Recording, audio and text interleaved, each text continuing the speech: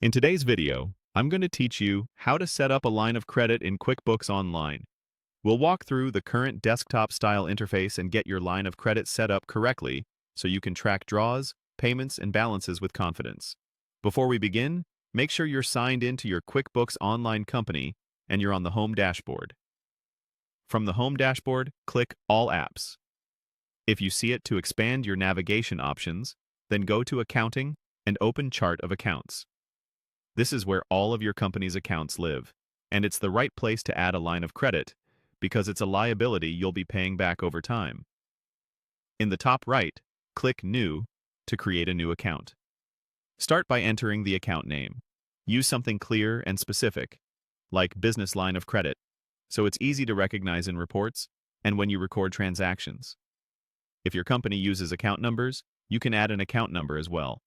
This helps with organization, but is totally optional. Next, set the account type to Other Current Liabilities.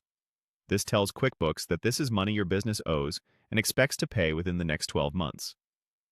For detail type, choose Line of Credit. The detail type fine-tunes how QuickBooks classifies the account and ensures it appears correctly in your financial statements. You can add a description if you want to note the bank, terms, or purpose of the line. This is optional, but it can be helpful for anyone else who works in your books. If the line of credit already has a balance when you're setting this up, enter that amount in opening balance and choose the appropriate A's of date. Use the date from your most recent lender statement or the date you're starting your QuickBooks records. Enter only the amount you've actually drawn, not the total credit limit. If you're starting fresh or you're not sure of the balance, it's okay to leave this blank and consult your accountant before proceeding. When everything looks good, click Save. If you plan to set up another account right away, you can use the arrow next to Save and choose Save and New to keep going without leaving the setup window. That's it. You've created a line of credit account in QuickBooks Online. Going forward, you'll use this account when recording transfers from the line to your bank and when recording payments back to the lender.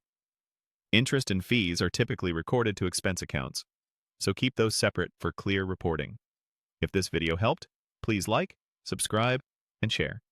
Thanks for watching.